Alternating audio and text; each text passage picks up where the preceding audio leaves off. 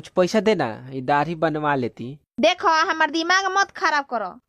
अच्छा ठीक बा, माफ कर, कान धलेनी हो गई। सुनो, तू हमरा से माफी मत मांगी हो। काहे? काहे कि गाड़ी देहे में हमरा मोह लागेला।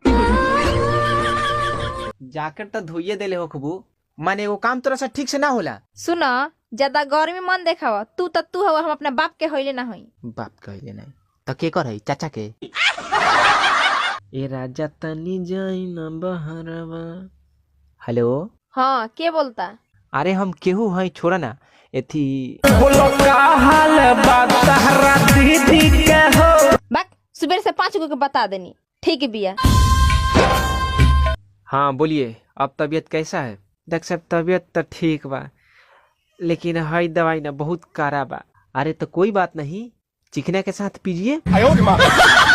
ए हम दिल के बहुत अच्छा लड़का है। तो हम का करी? ब्याह कर ले। कौची? हम तारा खातिर ताजमहल बनवा दे। हाँ, पहले अपन घर प्लास्टर करवा ले। ए राजा दशरथ के नाम सुन ले बारी? हाँ। 3 गो शादी कइले रहलन, तो हम 2 गो कली। तू द्रौपदी के नाम सुन ले बड़ा? कोई लड़की है जब वो हंसती है। हेलो। हाँ, केकरा से बात करे के बा? हम अपना पति देव जी से। कौन ही अरे? वो LIC वाला ही है माँ। जानते हो क्या? मेरे पापा मेरे शादी तय कर दिए हैं। क्या? हाँ, शादी में जरूर आना। कितनी दर्द भरी है तेरी मेरी प्रेम कहानी।